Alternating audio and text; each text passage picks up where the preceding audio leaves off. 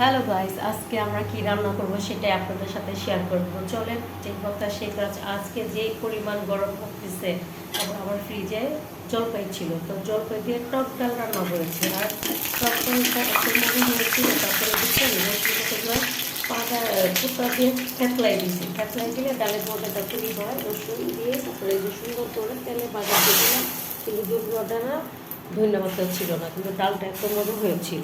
আমি কিন্তু recipe share করতেছি না, বাট আমি কীভাবে রান্না করি সেটা আপনাদের সাথে শেয়ার করতেছি।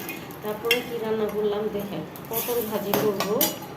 তো পটলটা আমি এভাবে ছিলে, তারপরে লম্বা লম্বা করে টুকরো করে, তারপরে এইভাবে ওই যে তেল দিয়ে সুন্দরভাবে পটলটা ভাজি করি। আমরা যেভাবে খাই সেটাই আপনাদেরকে শেয়ার করলাম। তারপরে এই যে পটল লম্বা লম্বা করে কাটলাম, তারপরে শুধু আগে তেলের মধ্যে পটল দিয়ে সুন্দরভাবে দিলাম। আজকে আমার পছন্দের মতো রান্না করেছে, আমি আমার মতো রান্না করেছি। ঠিক আছে, সবাইকে বলছি সবাই তোমাদের পছন্দের মতোই আমি রান্না করি। আজকে আমার পছন্দের মতো তোমরা খাবার খেয়ে করতে, যদি খারাপ হয় তাহলে করবো, অবশ্যই ঠিক আছে। তাহলে আমি আমার পছন্দের মতো আজকে সবার রান্না করলাম। যদি দেখো তখন লম্বা লম্বা করে তারপরে এইভাবে ভাজি করবো। এইভাবে পটল ভাজি করে খেয়ে দেখে খুবই মজা লাগে। তারপরে গিয়ে বাচ্চাদের জন্য মুরগি রান্না করবো। তাহলে কীভাবে মুরগি রান্না করে সেটা আপনাদের সাথে শেয়ার করবো, কারণ বাচ্চাদেরকে অনেকগুলো দিয়ে খেতে পারবে না।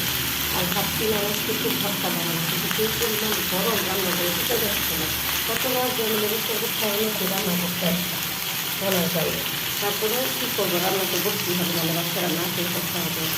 আর বাইরে রান্না খাওয়া তো খুবই মানে বাচ্চারা অসুস্থ হয়ে যাচ্ছে। তো নিজে কষ্ট হলে রান্নাটা করতে হয়। ঠিক আছে, মানে কত আমি একটা হলুদ দিয়ে দিলাম, তারপরে মরিচগুলো দিয়ে দিলাম, তারপরে একটু ভাজা ভাজা সুন্দর করে দিয়ে তারপরে পাশের তুলে আমি আবার মুরগি বসিয়ে দেবো। তো আমি কীভাবে মুরগিটা রান্না করি সেটাও আপনাদের সাথে শেয়ার করবো। দেখতে থাকেন আমার ভিডিওটা। তো প্রথমে আমি তেল দিয়ে তারপরে এলাচি দারচিনি যত দেওয়া আছে দিয়ে দিই, তাতে একদম ভালো লাগে। তারপরে একটু করে তেল দিয়ে দিলাম, কারণ আমার তেল দিতে তেল দিলে রান্নাটা খুব মজা হয়। আর মুরগি গরু মাংসগুলো একটু তেল দিয়ে দিতে হয়। তো আমি একটা পেঁয়াজটা ব্লেন্ডার করলাম না, যেহেতু অনেক বড় চটপটে রান্না করে ফেলবো। এখানে আমি পেঁয়াজ দিয়ে দিলাম, আর এই যে দেখুন আমার পটল ভাজিতে উপরে পেঁয়াজ দিয়ে দিলাম আর কাঁচামরিচ দিয়ে দিলাম। এভাবে এত মজা লাগছে গায়ে বলার বাইরে, সবাই অনেক প্রশংসা করেছে। তো এই যে এখন আমি এক এক করে আদা রসুন দিয়ে দিব। তারপরে দেখুন এখানে মুরগি আর আলু দিয়ে রাখছি, মুরগিটা সুন্দর করে দিয়ে রাখলাম। এক এক করে আদা রসুন দিয়ে দিব। আর আমি আদা রসুন একটা দিয়ে ব্লেন্ডার করেছিলাম। এখানে আদা রসুন দিয়ে দিলাম, তারপরে লবণ দিলাম, তারপরে হলুদ মরিচ, তারপরে মুরগির মশলা যত যা আছে সব কিছু দিয়ে সুন্দরভাবে মাংসটা ভালো মতন কষাইয়ে তারপরে এই যে মশলা এক এক করে দিয়ে দিচ্ছি। তারপরে সুন্দরভাবে কষাইতে তারপরে ফ্লাক্সটা গরম পানি দিয়ে দিচ্ছি। এই ফ্লাক্সটা এত উপকার হচ্ছে বলার বাইরে। তো এই যে আমি এই দিকে মাছ মশলা কষাচ্ছি, আমি দিকে গরম পানি কষাচ্ছি, যাতে তার একটা গরম প্রচুর গরম।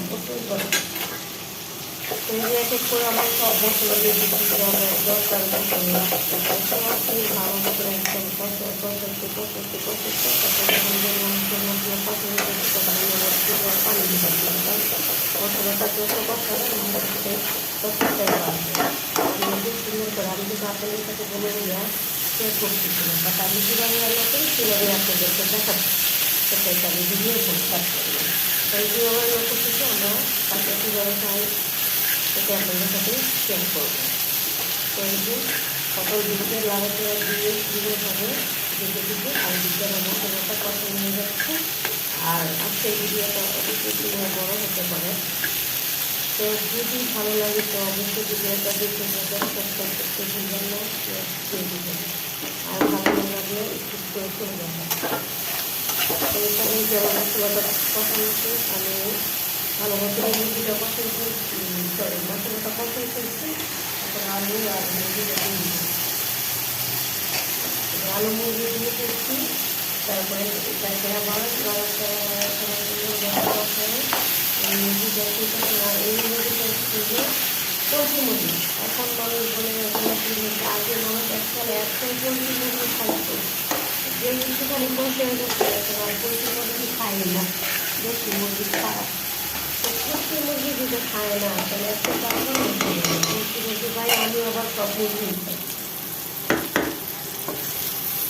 তো এই যে আমার এই ভাজিটা কিন্তু সুন্দর হয়ে গেছে, মশলা মশলা বলতে বুঝবেন না, খুবই মজা হয়েছে, খুবই মজা হয়েছে আজকে এই ভাজি। সবাই পছন্দ করেছে।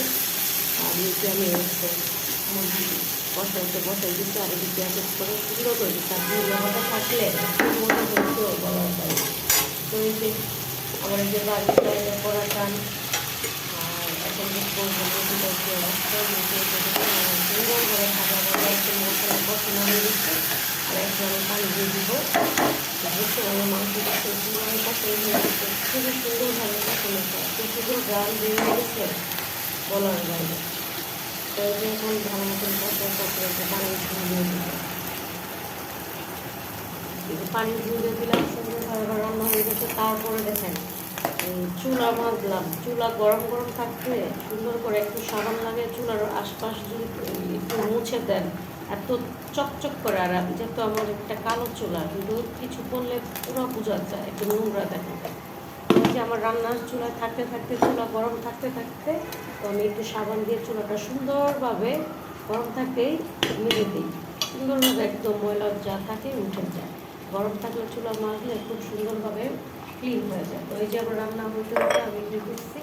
তো লাস্টে তো সবাই জিরার গুঁড়া দেয়, যে আমার মাংস রান্নাটা শেষ, আমি এখন জিরার গুঁড়া দিয়ে দিলাম। আর দিয়ে চুলাটা মোছা শুরু করে দিলাম। রান্নাটা আমার রান্নাঘরের চুলাটা সব কিছু মুছে দিয়েছি। তো আজকের ভিডিওটা এই করতে, রান্না ভালো লাগলে কমেন্ট সাবস্ক্রাইব করতে ভুলবেন না। Bye bye.